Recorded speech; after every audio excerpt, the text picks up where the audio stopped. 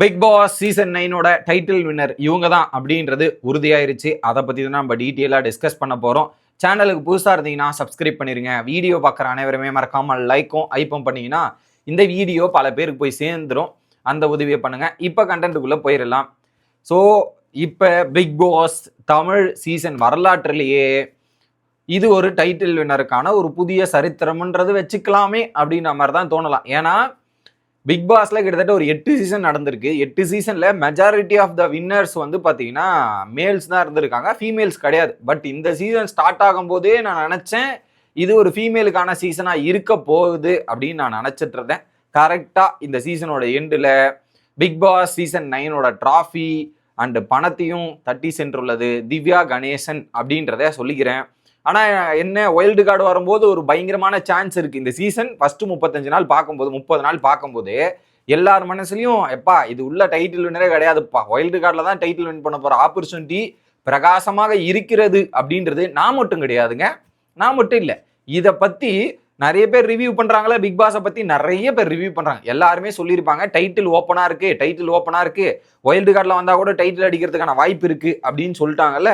அதுக்கேற்ற மாதிரி அந்த வாய்ப்பு பயங்கரமா போய் திவ்யாவுக்கு உட்கார்ந்துருக்கு அப்படின்றது தான் உண்மை. ஏன்னா அடுத்தடுத்த இன்சிடென்ட்டை பாருங்க. ஸோ அந்த ஒரு பாயிண்ட்ல கானா வினோத் டைட்டில் வின்னுவார் அப்படின்னு நினைச்சிருந்தோம். கரெக்டா ட்விஸ்ட் அங்க வந்து பணப்பட்டி எடுத்துட்டு போயிட்டார். அடுத்து திவ்யா கணேசன் கரெக்டா அவங்க ரூட் எல்லாம் கிளியர் ஆயிட்டு இதுக்கப்புறம் நமக்கு ஃப்ரீயா போயிட்டு தூக்கிடலான்ற மாதிரி அழகா போயிட்டு பிக் பாஸ் சீசன் 9 டைட்டில் வாங்கிட்டாங்க. இன்னொரு ஹைலைட்டான விஷயம் இருக்கு, இதையும் நான் சொல்லிடுறேன். அந்த ராஜாங்கம் அப்படின்ற ஒரு டாஸ்க் இருக்கும். அந்த டாஸ்கோட வீடியோவை போய் நீங்க திரும்ப கூட செக் பண்ணிட்டு வாங்க. அப்போ பிக் பாஸ் வந்து திவ்யாவுக்கு ஒரு அட்வைஸ் பண்ணியிருப்பாரு. டைட்டில் கொடுத்தா நீங்க வாங்கிட்டு போவாமையா விட்டுருவீங்க திவ்யா, டைட்டிலும் நீங்க வாங்கிட்டு போக தானே செய்வீங்க அப்படின்ற மாதிரி அட்வைஸ் கொடுத்துருப்பார். அந்த ஒயிட் கலர் சாரி பிரஜன் கூட எல்லாம் இருப்பாங்க பாருங்க, அந்த ஒயிட் கலர் சாரி நான் கூட சொல்லியிருப்பேன்.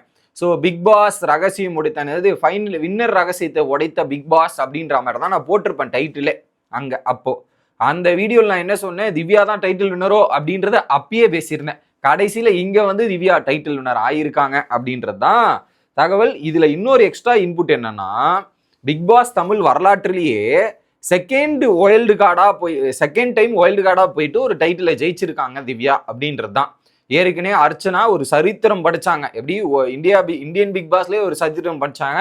வைல்டு கார்டா போயிட்டு டைட்டிலை வின் பண்ணது இது வரைக்கும் யாருமே கிடையாது ஓவரால் பிக் பாஸ்லயே. ஒரே ஒரு நபர், அதுவும் ஓடிடி சீசன்ல ஜெயிச்சிருந்தாரே தவிர்த்து மெயின் சீசன்ல ஜெயிச்சதே கிடையாது. அந்த ஒரு ரெக்கார்டை உடைச்சதும் நம்ம தமிழ் பிக் பாஸ்ல அர்ச்சனா தான். இப்ப அர்ச்சனாக்கு அப்புறம் வைல்டு கார்டில் போய் டைட்டில் அடிக்க முடியும்பா அப்படின்ற மாதிரி இங்க ப்ரூவ் பண்ணியிருக்காங்க. பட் இது ப்ரூவ் பண்ணியிருக்கிறத விட என்னன்னா, அவங்களுக்கு எல்லா சுச்சுவேஷனும் அவங்களுக்கு சாதகமா அமைஞ்சிருச்சுன்னு நீங்க பாத்துக்கலாம்.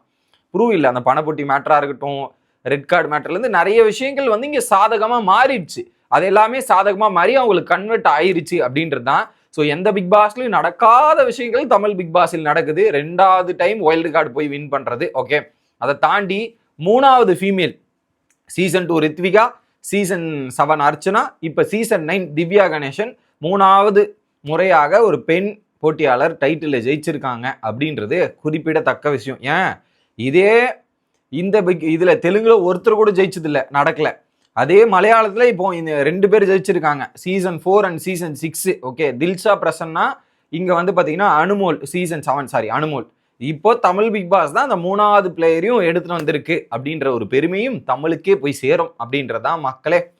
அதை தாண்டி இப்போ எல்லாருமே மெஜாரிட்டியா ஹாப்பியா இருப்பீங்க. ஆனா அந்த திவ்யா கணேசனுக்கு ஒரு பயங்கரமான ஒரு கன்வர்ஷன் ரேட், ஒரு பயங்கரமான மூமெண்ட் எங்க அப்படின்றது பாத்தீங்கன்னா அந்த கார் டாஸ்க் தான் அவங்களை எங்கேயோ தூக்கின்னு போய் நிக்க வச்சிச்சு. எப்படி அந்த கார் டாஸ்க்கு தான் அவங்களுக்கு ஒரு ஹைலைட்டான டாஸ்க்கு.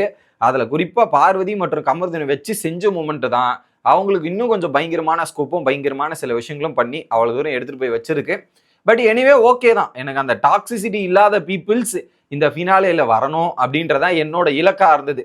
எனக்கு அந்த 3 பேர் வந்திருக்க கூடாதுன்னு நான் எண்ணி வச்சிருந்தேன். அந்த 3 பேர் ஃபினாலே பக்கம் கூட எட்டி பார்க்கல, அந்த ஃபினாலே பக்கம் கூட எட்டி பார்க்காம நின்னதுல I am very happy.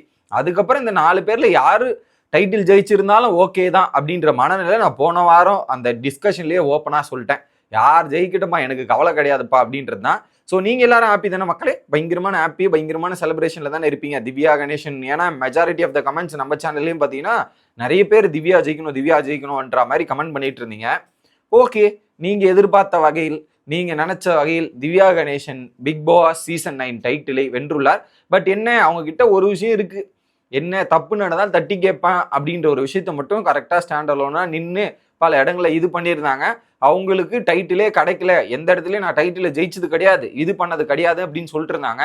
So நானாகவே இருந்து அந்த டைட்டிலை வெற்றி பெற்றிருக்கிறேன் அப்படின்ற மாதிரி சொல்லி அந்த டைட்டிலை வாங்குவாங்க.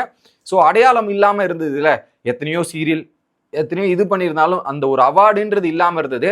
ஸோ எல்லாத்த விட ஒரு பெரிய ரெகனைசேஷன் அவார்டு மக்கள் மூலியமாக கிடைத்ததுன்ற ஒரு பெருமையை அவங்க வாங்கிக்க போறாங்க அப்படின்றது தான் இன்னைக்கு எண்ட் ஆஃப் த டேவோட ஸ்டோரியா இருக்க போது. உங்களோட கருத்துக்களை கமெண்ட் செக்ஷன்ல சொல்லுங்க. அடுத்த வீடியோல வந்து சந்திக்கிறேன். Bye guys.